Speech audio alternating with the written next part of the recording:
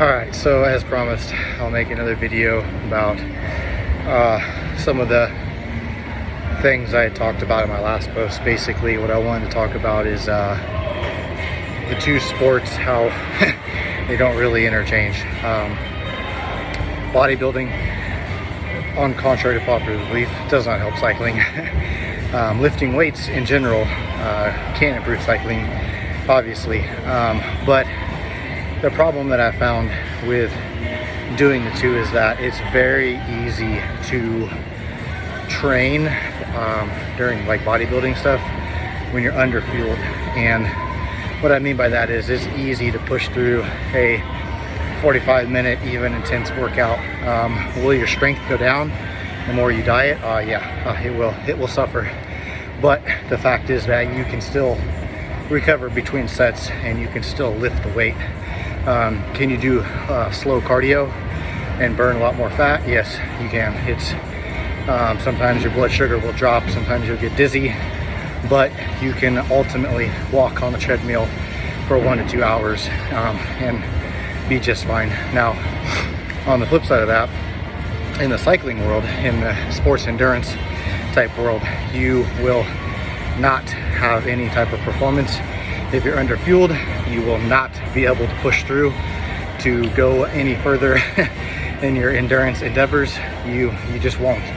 It's impossible. If you're not fueled, you will not be able to push through. It's just that simple. It's not a trick over mind over matter. It's just that your body does not have the fuel. Now, the two things that I've seen that are the biggest differences here are that one, in the off season in bodybuilding, we like to get bigger. We like to add a lot more size. We can put on hoodies. We don't have to be seen in the gym. We can add a lot more muscle just because we can be a little bit more relaxed. But it's still the most important time of the season to make progress because you're not dieting for a show. So on the other hand, during cycling, that is a different aspect.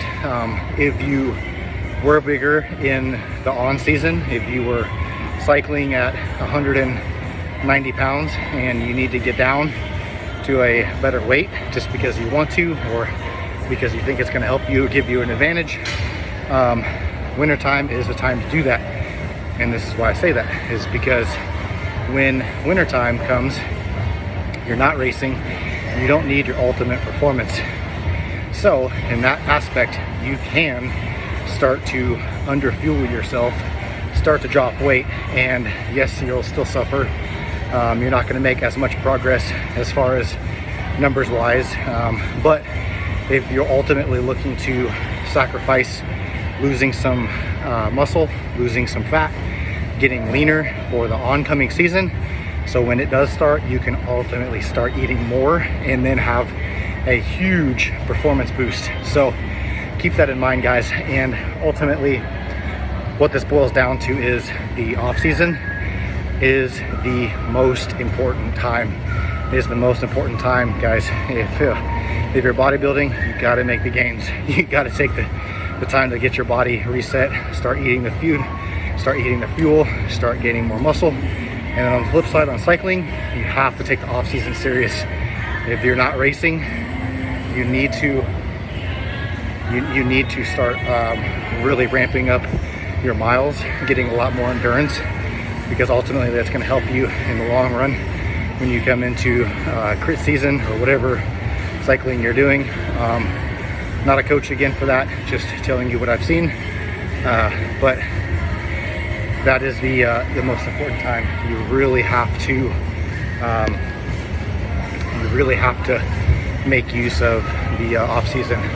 So keep that in mind, guys. If you have any questions, DM me or whatever you want to do. Happy to help. But just my experience with things, living the life of both sides, and we'll get to work.